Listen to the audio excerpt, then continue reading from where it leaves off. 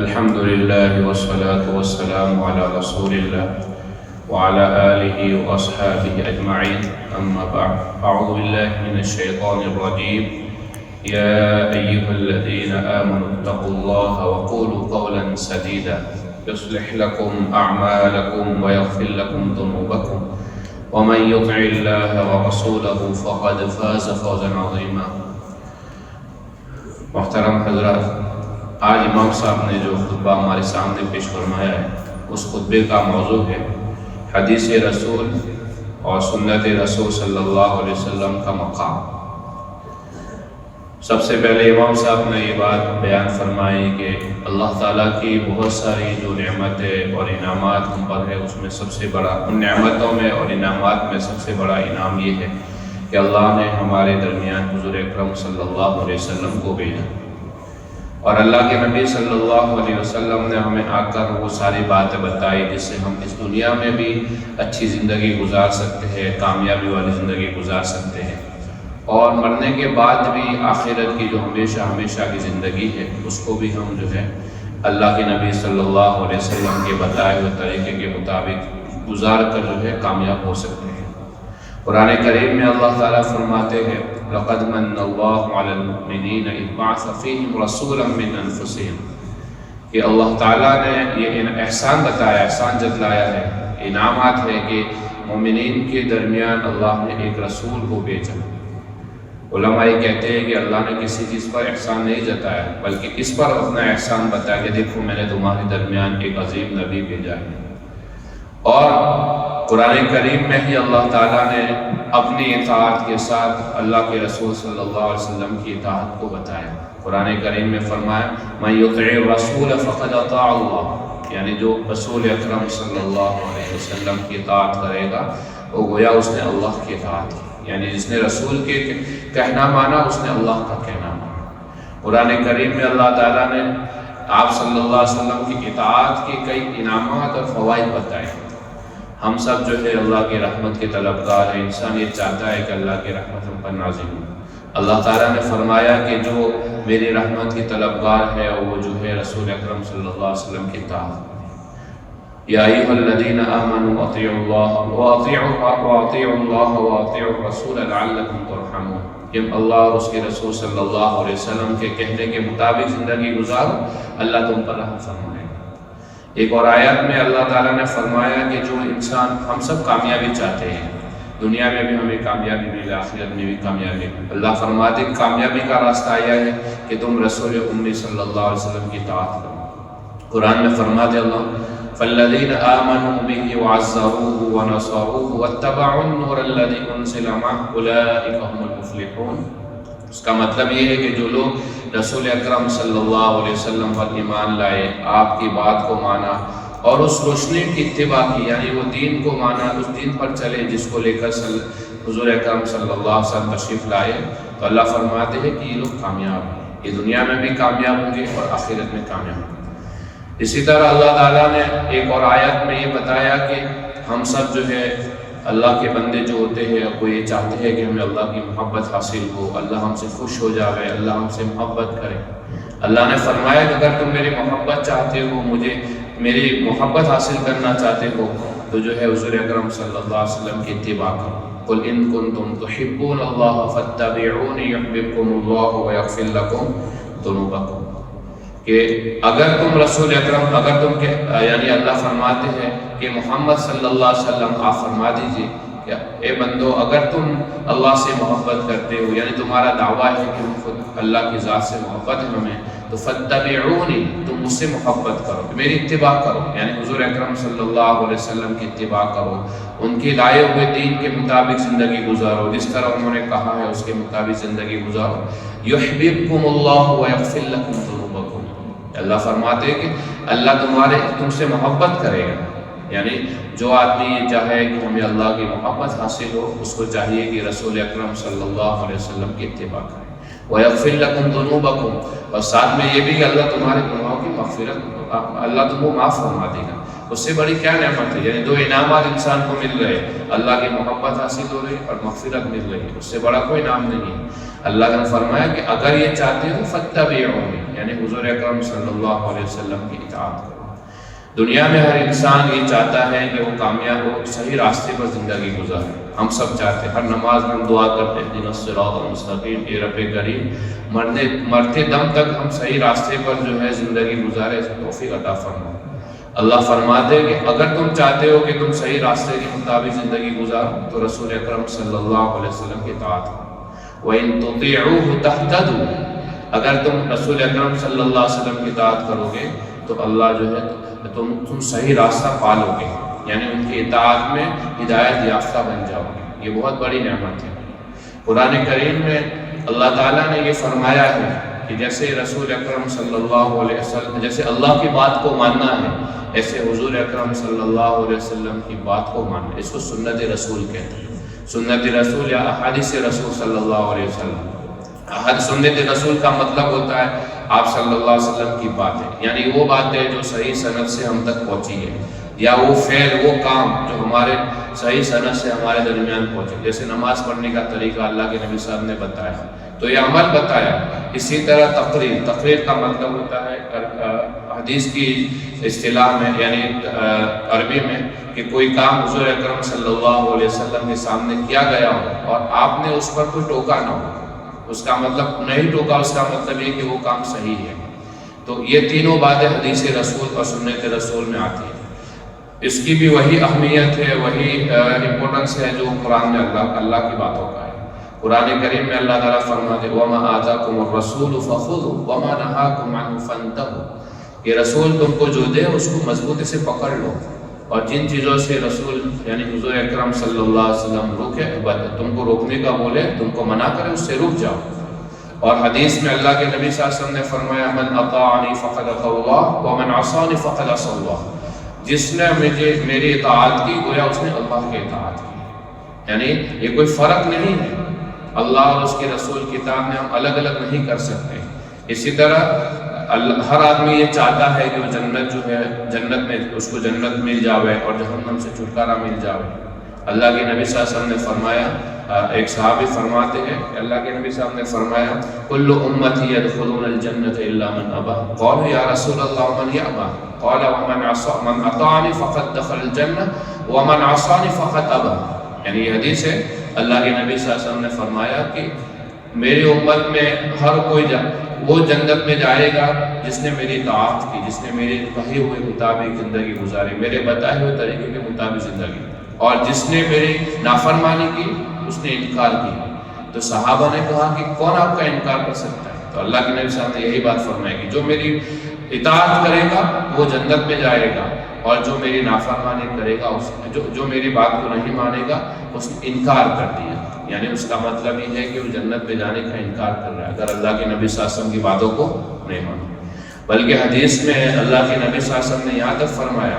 یعنی یہ بھی اللہ کے نبی صلی اللہ علیہ وسلم کے ہم پر احسانات میں ایک احسان ہے کہ بہت سارے فتنے جو بعد کے زمانوں میں پیدا ہونے والے تھے ان کے متعلق اللہ کے نبی صلی اللہ علیہ وسلم نے خبر دی۔ ایک حدیث میں اللہ کے نبی صلی اللہ علیہ وسلم نے فرمایا کہ قیامت کے قریب جو ہے، بعد میں قیامت کے قریب بلکہ بعد میں ایسے لوگ پیدا ہوں گے، اس حدیث کا مفہوم ہے، جو قرآن اور حدیث میں فرق کریں گے۔ وہ یہ کہیں گے اگر قرآن میں کوئی بات ہم اس کو مانیں گے، لیکن حدیث میں یا اللہ کے نبی صلی اللہ علیہ وسلم نے کوئی بات بتائی تو ہم اس کو نہیں مان رہے۔ حالانکہ حدیث اور قرآن میں کوئی فرق نہیں ہے، خود قرآن حدیث رسول یا سنت رسول صلی اللہ علیہ وسلم وہ قرآن کی تشریح کرتی ہے، وہ اس کی وضاحت کرتی ہے۔ قرآن میں اللہ نے فرمایا وَأَقِیمُوا الصَّلَاةَ، نماز قائم کرو۔ اب پورا نماز کا طریقہ ہمیں حدیثوں سے پتہ چلے گا، نماز کا پورا طریقہ قرآن میں نہیں ہے، حدیث سے اسے پتہ چلے گا نماز کیسے پڑھنا ہے، زکوٰۃ کیسے دینا ہے، حج کیسے ادا کرنا ہے، یا اور بھی بہت ساری چیزیں جو اللہ کے نبی صلی اللہ علیہ وسلم نے یہ قرآن نے بتائی، اس کی تشریح اور اس کی تفسیر جو حدیث رسول کا ہے۔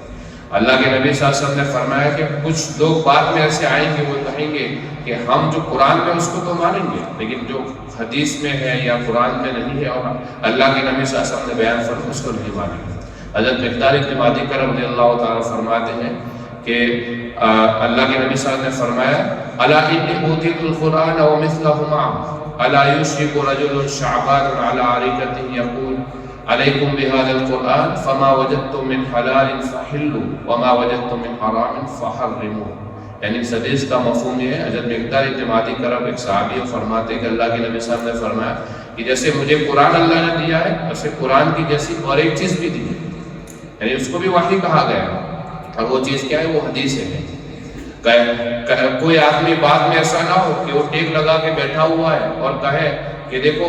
اس قرآن میں ایسے پتا ہے کہ اعلیٰ یہ قرآن ہے جس نے جو ہے اس میں جو بات ہے جو حلال ہے اس کو تو حلال قرار دوں گا، اور جو حرام ہے اس کو حرام قرار دوں گا، اس کے علاوہ میں حدیث میں جو بات آتی ہے اس کو میں نہیں مانتا۔ تو یہ فتنہ ہے۔ اللہ کے نبی صلی اللہ علیہ وسلم نے بتایا کہ ایسا ہوگا اور ہوا۔ امت میں آج بھی ایسے لوگ ہیں جو اپنی خواہشات کے مقابلے میں یا یہ کہتے ہیں کہ ہمارے عقل میں یہ بات نہیں آتی، حدیثوں کا انکار کرتے ہیں، اور جب وہ حدیثوں کا انکار کرتے ہیں تو قرآن میں اپنی من ماہی قرآن کی ہر آیت کا من چاہا مطلب نکال سکتے ہیں، اپنی خواہشات کے مطابق قرآن کو ڈال سکتے ہیں، اس لیے وہ حدیثوں کا انکار کرتے ہیں۔ اور جو بھی بڑے بڑے فتنے ہوتے ہیں سب کی شروعات حدیثوں کے انکار سے ہوتی ہے۔ کہ اللہ کے نبی صلی اللہ علیہ وسلم نے اس حدیث میں ہمیں خبردار کیا ہے کہ ایسے لوگوں سے جو ہے بچ کے رہیں۔ پھر بعد میں امام صاحب نے کچھ علماء اور تابعین اور محدثین کے قول کو نقل کیا۔ حضرت عمر بن عبدالعزیز رحمۃ اللہ علیہ کا قول ہے کہ سنت رسول صلی اللہ علیہ وسلم کے مقابلے میں کسی کی رائے کی کوئی اعتبار نہیں، یعنی جب اللہ کے نبی صاحب نے کوئی بات بتائی تو اس کے سامنے کتنا بڑا انسان اس کی کوئی اہمیت نہیں۔ اسی طرح امام احمد بن حنبل رحمۃ اللہ علیہ فرماتے ہیں کہ جو آدمی یہ دعویٰ کرے کہ مجھے جو ہے حدیث رسول، جو انکار کر دے، جو تردید کر دے حدیث رسول کی، جو نہ مانے، تو وہ ہلاکت کے کنارے پر کھڑے۔ اسی طرح وہ قلابہ ایک تابعی وہ فرماتے ہیں کہ جو اگر تم کسی سے بات کرو اور وہ تم سے کہے کہ بھائی اور تم حدیثیں پیش کرو، وہ کہے حدیثیں چھوڑو، ہم تو قرآن چاہیے، یعنی حدیثوں کو ہم نہیں مانتے، تو آپ یہ سمجھ لو گمراہ ہے نا۔ یہ فتنہ ہے۔ اللہ کے نبی صلی اللہ علیہ وسلم نے ہمیں اس سے خبردار کیا ہے کہ ایسے لوگوں سے تم چوکنا رہنا، اور یہ آج بھی ہے اور پہلے بھی تھے اور آگے بھی شاید رہے ہے نا۔ ایسے لوگوں سے ہمیں بچ کے رہنا ہے۔ کیوں کہ اگر حدیثوں کا انکار کرتا ہے، سنت رسول صلی اللہ علیہ وسلم کا انکار کرتا ہے، تو پھر انسان جو ہے گمراہی، قرآن سے گمراہی کے راستے ڈھونڈ سکتا ہے نا۔ قرآن، حدیث رسول، سنت رسول قرآن کی تشریح ہے، توضیح۔ قرآن میں اللہ نے فرمایا وَأَنزَلْنَا إِلَيْكَ الذِّكْرَ لِتُبَيِّنَ لِلنَّاسِ مَا نُزِّلَ إِلَيْهِمْ، یہ اللہ فرماتے ہیں کہ ہم نے آپ کے اوپر قرآن اتارا ہے، اور کیوں اتارا ہے؟ لِتُبَيِّنَ لِلنَّاسِ، قرآن کی وضاحت، تفسیر، تشریح، توضیح جو ہے حضور اکرم صلی اللہ علیہ وسلم فرمائیں گے ہمارے سامنے۔ جیسے میں نے ابھی مثال دی نماز کی کہ اللہ نے فرمایا نماز قائم کرو، اب نماز کا پورا طریقہ ہمیں حدیثوں سے ملے گا۔ ہاں، آگے پھر امام صاحب نے جو ہے ایک بات بتائی کہ جیسے حدیث رسول کی بہت بڑی عظمت ہے اسلام میں، سنت رسول کی عظمت ہے، ایسے ہی اس کو نقل کرنے میں، اس کو پہنچانے میں جو ہے بہت احتیاط کرنی چاہیے۔ کوئی بھی بات جو ہے سنی بات کو اللہ کے نبی صلی اللہ علیہ وسلم تک منسوخ کر دینا یہ بہت بڑا گناہ ہے۔ اور آج کل جو ہے سوشل میڈیا کے زمانے میں آئی ہوئی بات، ہم یہی بات انہوں نے کہ سوشل میڈیا کے زمانے ہر نقل جو بات آئی ہم نے فوراً جو شیئر کر دیا، آگے بھیج دیا، ہم نے یہ چیک نہیں کیا کہ یہ صحیح ہے یہ غلط ہے، اس حدیث کی نسبت اللہ کے نبی صلی اللہ علیہ وسلم کی طرف کرنا صحیح ہے کہ نہیں۔ حدیث میں اللہ کے نبی صلی اللہ علیہ وسلم نے فرمایا من کذب علی متعمدا فلیتبوأ مقعدہ من النار، کہ جو میرے اوپر جان بوجھ کر جھوٹ کرے، یعنی ایسی بات منسوخ کرے جو اللہ کے نبی صلی اللہ علیہ وسلم نے بہتا ہی نہیں، تو وہ اپنا ٹھکانہ جہنم کو بنا لے۔ یہ بہت بڑی سخت وعید ہے۔ اسی لیے آج کل جو سوشل میڈیا کے زمانے میں ہر بات کو یا ہر کسی کی بات کو، سنی ہوئی بات کو اللہ کے نبی صلی اللہ علیہ وسلم تک منسوخ کر دینا یہ صحیح نہیں ہے۔ جب تک ہمیں علماء نے نہ بتایا ہو، اس حدیث کے جو ماہر ہیں، محدثین ہیں، انہوں نے نہ بتایا کہ حدیث صحیح ہے، ضعیف ہے یا موضوع ہے، یہ گھڑی ہوئی حدیث ہے، اگر ہمیں پتہ ہو اور صحیح چیز جگہ سے آئی تبھی ہم اس کو شیئر کریں، ورنہ ہر جو ہے اگر ہم نے نہیں شیئر، اس میں احتیاط نہیں کی، تو اللہ کے نبی صاحب نے کہا کہ ایک دوسری حدیث میں یہ فرمایا کہ جھوٹے لوگوں میں سے ایک جھوٹا یہ بھی ہے جو اس باتوں میں جو احتیاط نہیں کرتا۔ پھر آگے امام صاحب نے فرمایا کہ جیسے حدیث رسول کی اسلام میں عظمت ہے، تو ایسے ہی اللہ نے اس حدیثوں کی اور سنتوں کی حفاظت کے لیے اللہ نے ایسے لوگ تیار کیے جنہوں نے بڑی قربانیاں دی اور اللہ کے نبی صلی اللہ علیہ وسلم سے ان چیزوں کو ہم تک پہنچائے، حاصل کریں۔ ان سب میں سب سے پہلی جو جماعت ہے وہ صحابہ کرام کی جماعت ہے، یعنی ان کی عظمت ہمارے دل میں ہونی چاہیے۔ کیوں؟ انہوں نے یہ دین، یہ شریعت، یہ قرآن اور یہ حدیث ہے اللہ کے نبی صلی اللہ علیہ وسلم سے سنی اور ہم تک جو ہے پہنچانے کا اہتمام فرمایا۔ اس کے بعد جو ہے تابعین آتے ہیں، تابعین اور آج تک اللہ نے ایک بڑی جماعت جس کو محدثین کی جماعت کہا جاتا ہے، اس کے لیے اللہ نے جو ہے ایسی جماعتیں بنائی، لوگوں کے دل میں ایسا شوق ڈالا کہ حدیثوں کی حفاظت کے لیے انہوں نے رات دن نہیں دیکھا، جو ہے لمبے ایک حدیث کو حاصل کرنے کے لیے میلوں کے سفر کی، ہزار 2000 کلومیٹر کا سفر کیا کہ ایک حدیث یمن میں تو یمن جا کے حاصل کیا۔ امام بخاری جو ادھر بخارا کہاں پر ہے، اور وہ جو ہے عراق، بصرہ، رئی، پھر مکہ، مدینہ، شام، دمشق، ایسے بڑے جماعت جو ہے اللہ نے ایسے لوگوں میں ایسی عظمت ڈالی اور اللہ کے نبی کی ایسی محبت پیدا فرمائی، انہوں نے اس حدیثوں کو پہنچانے کے لیے بڑی قربانیاں دی اور آج بھی دے رہے ہیں۔ تو یہ اللہ ہماری ذمہ داری ہے کہ ہم جو ہمارے سلف ہے، یہ محدثین ہے، سب سے پہلے صحابہ ہے، صحابہ کی عظمت محبت ہمارے دل میں ہو۔ لوگ جو ہے صحابہ کی ذات پر جو ہے کسی بہانے جو ہے کیچڑ اچھالتے، طعن کرتے، تنقید کرتے، کرٹیسائز کرتے ہیں۔ ہمیں اپنی زبان کو بچا کے رہنا ہے، کیونکہ اگر ہم نے ان کی ذات پر ہی تنقید کر دی، ان کی ذات ہی کو معتبر نہیں مانا، تو حدیثوں کی جو حدیث ہے ان کے ذریعے ہم تک پہنچی، اس کا اعتبار بھی ہمارے دل سے ختم ہو جائے گا، اس کی عظمت بھی ختم ہو جائے گی۔ اس کے بعد بھی جتنے لوگ ہیں جنہوں نے بڑی قربانیاں دی، اور انہوں نے ان ساری قربانیوں کے نتیجے میں آج جو ہے حدیثیں ہمارے سامنے کتابوں میں محفوظ ہیں، بلکہ اب تو انٹرنیٹ پر بھی محفوظ ہے۔ یہ ان سب کی محنتوں کا نتیجہ ہے جو صحابہ کے اللہ کے نبی صلی اللہ علیہ وسلم کے زمانے سے لے کر آج تک اس راہ کے مسافر ہے، جو محدثین ہیں، انہوں نے بڑے قربانیاں دے کر ہم تک پہنچایا ہے۔ اللہ ہمارے دل میں ان کی عظمت جو ہے پیدا فرمائے، اور سارے سلف کی عظمت ہمارے دل میں ہونی چاہیے، ہے نا، ان تک، کیونکہ یہ دین اور یہ حدیثیں انہوں نے ہمارے درمیان پہنچائی۔ پھر امام صاحب نے دوسرے خطبے میں جو ہے حضور اکرم صلی اللہ علیہ وسلم کی ذات کے متعلق بیان فرمایا۔ سب سے پہلے جو ہے یہ بات بتائی کہ ہمارے اللہ کے نبی صلی اللہ علیہ وسلم کے متعلق ہمارا کیا ذمہ داری ہے امت مسلمہ کے اور عام انسان۔ سب سے پہلے یہ بات بتائی کہ اللہ کے نبی صلی اللہ علیہ وسلم جو ہے سارے انسان اور جناتوں کے لیے ان کو نبی بنا کر بھیجا ہے۔ آپ صلی اللہ علیہ وسلم کے بعد جو ہے کوئی نبی آنے والا نہیں ہے، وہ رحمت للعالمین ہے۔ قرآن میں اللہ فرماتے وَمَا أَرْسَلْنَاكَ إِلَّا رَحْمَةً لِلْعَالَمِينَ، یہ تمام جہانوں کے لیے اللہ نے جو ہے حضور اکرم صلی اللہ علیہ وسلم کو رحمت بنا کر بھیجا ہے۔ ہماری ذمہ داری ہے ہم اپنے نبی سے محبت کریں، ان کی اتباع کریں، اور محبت کا مطلب یہ ہوتا ہے جب انسان کسی سے محبت کرے ان کی باتوں کو مانتا ہے، ان کی کہی ہوئی اور بتلائی ہوئی طریقے کے مطابق زندگی گزارتا ہے۔ جو انسان خالی محبت رسول کے دعوے کرتا ہے، محبت نبی کے دعوے کرتا ہے، اور عملی زندگی میں اگر اس کی زندگی حدیث اور شرع قرآن کے مطابق نہیں ہے تو جھوٹے دعوے، خالی دعوے سے انسان کو کچھ نہیں کر سکتا جب تک اس کی دلیل نہ ہو۔ اور محبت رسول کی سب سے بڑی دلیل یہ ہے کہ انسان جب محبت رسول اس کی زندگی میں ہوگی تو اس کی زندگی سے نظر آئے گا، اس کی باتیں، اس کا پوری زندگی جو ہے سے ظاہر ہوگا کہ یہ آدمی دین پر عمل کرے، یہ اللہ کے نبی صلی اللہ علیہ وسلم کے بتائے ہوئے طریقے کے مطابق نہیں گزار ہے۔ ان کی عظمت ہمارے دل میں ہونی چاہیے، ان کی محبت ہونی چاہیے، اور ان پر جو ہے کثرت سے درود شریف پڑھنا چاہیے۔ یہ ربیع الاول کا مہینہ ہے تو اس کی نسبت سے جو ہے یہ خطبہ حضور اکرم صلی اللہ علیہ وسلم کے متعلق تھا، اور آپ صلی اللہ علیہ وسلم کے حقوق میں محبت ہے، عظمت ہمارے دل میں ہونی چاہیے، یعنی اتنی محبت ہونی چاہیے کہ سارے انسانوں سے اور سب سے زیادہ ہمارے دل میں اللہ کے نبی صلی اللہ علیہ وسلم کی محبت ہونی چاہیے۔ خود حدیث میں اللہ کے نبی صلی اللہ علیہ وسلم نے فرمایا کہ تم میں سے اس وقت تک کوئی آدمی مکمل اور کامل ایمان والا نہیں ہو سکتا جب تک کہ وہ سب سے زیادہ مجھ سے محبت نہ کرے۔ اللہ ہمیں اپنے نبی کی محبت نصیب فرمائے۔ اور تیسری جو چیز ہے محبت کے بعد عظمت، اور عظمت کے بعد جو ہے ان کی اتباع۔ اگر ہم محبت اور عظمت کا دعویٰ کر رہے ہیں تو اپنے نبی کی بتائے ہوئے طریقے کے مطابق زندگی گزاریں، یہی انسان کی کامیابی ہے۔ اور اگر کوئی انسان محبت رسول کا دعویٰ کرتا ہے لیکن زندگی اس سے الٹی ہے تو وہ اپنے دعوے میں جھوٹا ہے۔ اللہ ہمیں اپنے نبی کی سچی پکی محبت عطا فرمائے، دین پر مکمل جو ہے عمل کرنے کی توفیق عطا فرمائے، اور حدیث رسول اور اس پر سنت رسول پر عمل کرنے کی توفیق عطا فرمائے۔ وآخر دعوانا الحمدللہ۔